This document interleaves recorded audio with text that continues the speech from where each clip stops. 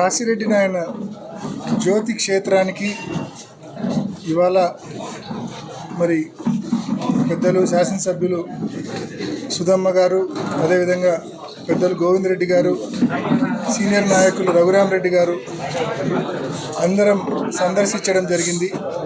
స్థానిక ఈ చుట్టుపక్కల మండలాలకు సంబంధించిన నాయకులు, ప్రజలు అందరం కూడా సందర్శించడం జరిగింది. ఇటీవల కాలంలో జ్యోతి క్షేత్రంలో జరిగిన పరిణామాలు చాలా బాధాకరము. ఎంతోమంది ఈ ప్రాంతానికి సంబంధించిన ఎంతోమంది మనోభావాలు, సెంటిమెంట్స్ దెబ్బతిన్న పరిస్థితి. మరి ఈ సందర్భంగా ఎంతో చరిత్ర కలిగినటువంటి ఈ జ్యోతి క్షేత్రానికి ఈ సందర్భంగా మేము ప్రభుత్వాన్ని ఒకటే మనవి చేస్తూ ఉన్నాం. దాదాపు ఇక్కడున్న లక్ష్మీ నరసింహస్వామి టెంపుల్కి సంబంధించిన చరిత్ర ఒకసారి చూస్తే 200 సంవత్సరాల పైచిలుకు చరిత్ర ఇక్కడున్న నరసింహస్వామి గుడికి ఉంది.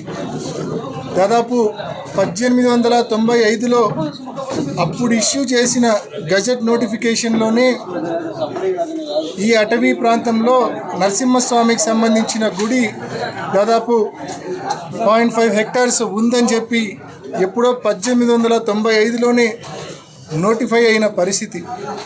మరి ఇవాళ కాశిరెడ్డి గారు సమర్థ సద్గురు కాశిరెడ్డి గారు లక్ష్మీ నరసింహస్వామి భక్తునిగా ఇక్కడ ఎన్నో సేవలు చేసి ఇక్కడ జీవ సమాధైన పరిస్థితి. ఆయనకు సంబంధించిన ఆశ్రమం, కాశిరెడ్డి నాయన ఆశ్రమం మరి నిర్మాణం ఇప్పటికి కూడా ఇంకా పూర్తిగానే పరిస్థితి. మరి ఎంతో విశిష్టత, ఎంతో చరిత్ర, నిత్యం అన్నదానం జరిగే ప్రాంతం ఇది. ఈ ఆశ్రమంలో, ఈ గుడి పక్కన నిత్యం అన్నదానం జరుగుతుంది. ప్రతిరోజు, ప్రతి పూట అన్నదానం జరుగుతుంది. ప్రతిరోజు వేల మంది వస్తారు. పండగలప్పుడైతే విపరీతమైన జనం వస్తారు. ఇంత విశిష్టత, ఇంత ప్రాధాన్యత కలిగిన ప్రాంతం ఇది జ్యోతి క్షేత్రం. ఇటువంటి ప్రాంతానికి సంబంధించి న్యాయం చేయమని చెప్పి ప్రభుత్వాన్ని మనవి చేస్తూ ఉన్నాం. ముఖ్యంగా గతంలో జగన్మోహన్ రెడ్డి గారు ముఖ్యమంత్రిగా ఉన్నప్పుడు ఈ ప్రాంతానికి సంబంధించి, జ్యోతి క్షేత్రానికి సంబంధించి దాదాపు ఇక్కడికి రావడానికి రోడ్ ఏదైతే ఉందో ఒక 3.26 హెక్టార్స్ రోడ్డు, ఆ రోడ్డు అయితేనేమి, జ్యోతి క్షేత్రంలో జరిగిన నిర్మాణాలు దాదాపు 9.72 హెక్టార్స్, మొత్తం కలిపి 12.98 హెక్టార్స్. ఇదంతా కూడా అటవీ శాఖ నుంచి డైవర్ట్ చేసి ఈ గుడికి, యాజమాన్యానికి అందించండి. దానికి ప్రతిఫలంగా యాజమాన్యం మీరు ఏం పెనాల్టీస్ వేసినా, అఫారెస్టేషన్కి సంబంధించి మీరు 2 3 భూమి అడిగినా ఇవ్వడానికి సిద్ధంగా ఉంది. దానికి పూర్తి పూచి ప్రభుత్వం తీసుకుంటుంది అని చెప్పి జగన్మోహన్ రెడ్డి గారు ఆగస్టు 2023లో కేంద్ర అటవీ శాఖ మంత్రి గారికి రాసిన లేఖ ఇది. ఎంతో స్పష్టంగా 12.98 హెక్టార్స్ భూమిని అటవీ శాఖ నుంచి మరి ఈ యాజమాన్యానికి, జ్యోతి క్షేత్రానికి సంబంధించి కాశిరెడ్డి నాయన ఆశ్రమానికి సంబంధించిన యాజమాన్యానికి అందించమని చెప్పి అప్పటి ముఖ్యమంత్రి జగన్మోహన్ రెడ్డి గారు స్పష్టంగా కేంద్ర ప్రభుత్వానికి రాసిన లేఖ ఇది. ఈ లేఖ రాసిన తర్వాత మళ్ళా పెద్దలు గోవిందరెడ్డి గారు, అనేక మంది కాశిరెడ్డి నాయన ఆశ్రమానికి సంబంధించిన పెద్దలు ఢిల్లీకి కూడా రావడం జరిగింది. ఆ తర్వాత నాతో పాటు అప్పట్లో వైఎస్ఆర్ కాంగ్రెస్ పార్టీ ఎంపీగా ఉన్న విజయసాయిరెడ్డి గారు ఇద్దరం కూడా కేంద్ర అటవీ శాఖ మంత్రి గారిని కలిసి విన్నవించి జగన్మోహన్ రెడ్డి గారు రాసిన లేఖను అప్రూవ్ చేయమని చెప్పి మనవి చేయడం జరిగింది. మరి ఇది దీనికి సంబంధించిన చరిత్ర. మరి ఈరోజు అప్పట్లో ఒకవైపు ప్రయత్నం చేస్తూనే మరోవైపు అటవీ శాఖకు సంబంధించిన ఏ అధికారి కూడా ఇక్కడికి వచ్చి డెమాలిషన్ చేసే సాహసం చేయకుండా దీన్ని ప్రొటెక్ట్ చేసుకుంటూ వచ్చాం.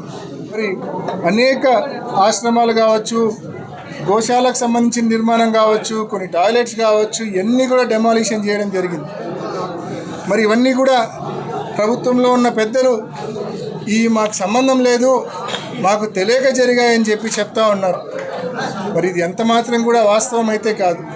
ఎందుకంటే చాలా స్పష్టంగా అటవీ శాఖకు సంబంధించిన స్పెషల్ సిఎస్ కలెక్టర్ గారికి రాయడము, కలెక్టర్ గారు ఇన్ రిటర్న్ జనవరి 1, 2025 కలెక్టర్ గారు స్పష్టంగా ఇక్కడున్న ఆశ్రమానికి చుట్టూ ఉన్న బిల్డింగ్స్ అన్నీ కూడా డెమాలిష్ చేయమని, ఎవిక్ట్ చేయమని చెప్పి కలెక్టర్ గారు ఇచ్చిన ఆదేశాలు ఇవి. ఆర్డీఓ, అటవీ శాఖ, పోలీస్ శాఖ ఈ 3 శాఖలు సమన్వయం చేసుకొని ఈ మాదిరి డెమాలిష్ చేయండి అని చెప్పి కలెక్టర్ గారు ఇచ్చిన ఆదేశాలు. మరి స్పష్టంగా స్పెషల్ సిఎస్ ఫారెస్ట్ నుంచి కలెక్టర్కు, కలెక్టర్ నుంచి ఆర్డీఓకు, పోలీస్ శాఖకు, ఫారెస్ట్ డిపార్ట్మెంట్కి ఇంతమందికి ఆదేశాలు వస్తే ఈ ప్రభుత్వం మాకు తెలియకుండా జరిగిన తప్పిదమని చెప్పి చెప్పడము నిజంగా కంటి తుడుపు మాటలు, కంటి తుడుపు చర్యలుగా భావిస్తూ ఉన్నాం. ఏది ఏమైనప్పటికీ కూడా దీన్ని రాజకీయం చేసే ఉద్దేశము ఏ ఒక్కరికి కూడా లేదు. అందరికీ, ఈ ప్రాంత ప్రజలందరికీ కూడా ఉన్న కామన్ ఇంట్రెస్టు మళ్ళా పూర్తి స్థాయిలో ఇక్కడ అభివృద్ధి జరగాల. కానీ ఇక్కడ ఏ అభివృద్ధి జరగాలన్నా, ఇక్కడ ఏం జరగాలన్నా, ఇప్పుడు నిన్న అసెంబ్లీలో కూడా మరి ఎండోమెంట్స్ మంత్రి గారు అన్నారు దీన్ని మేము ఎండోమెంట్స్లోకి తీసుకుంటామని చెప్పి.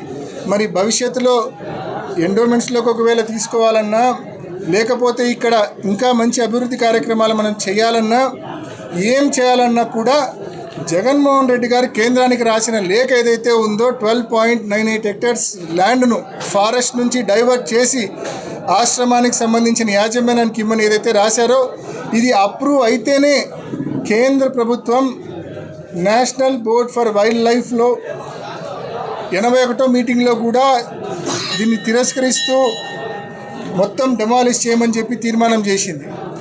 సో కేంద్ర అటవీ శాఖ, national board for wild life వీళ్ళందరూ కూడా, ముఖ్యంగా కేంద్ర అటవీ శాఖ కన్విన్స్ అయ్యి ఈ లేఖకు సంబంధించిన అప్రూవల్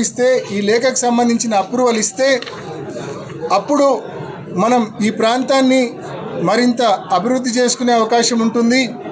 కాబట్టి ఆ దిశగా మరి తప్పకుండా అడుగులు వేయాలని ఏదైతే జగన్మోహన్ రెడ్డి గారు కేంద్ర ప్రభుత్వానికి లేఖ రాశారో 3.26 హెక్టర్స్ రోడ్డు మార్గానికి, అదేవిధంగా 9.72 హెక్టర్స్ టెంపుల్ చుట్టూ కన్స్ట్రక్ట్ చేసిన నిర్మాణాలకు సంబంధించిన రెగ్యులరైజేషన్కు ఈ 12.98 హెక్టర్స్ భూమిని అటవీ శాఖ నుంచి డైవర్ట్ చేయించి మరి ఆశ్రమానికి సంబంధించిన యాజమాన్యానికి ఇప్పిస్తే మరి ఖచ్చితంగా భవిష్యత్తులో ఈ ప్రాంతం అన్ని రకాలుగా అభివృద్ధి చెందుతుంది. ఇక్కడికి వచ్చే భక్తులకు కూడా నిజంగా మంచి సౌకర్యాలు కూడా కల్పించవచ్చు. కాబట్టి ఆ దిశగా మరి మా ప్రభుత్వంలో ఆ దిశగా మేము ముందడుగు వేశాం. రాష్ట్రం నుంచి కేంద్రానికి రాశాం.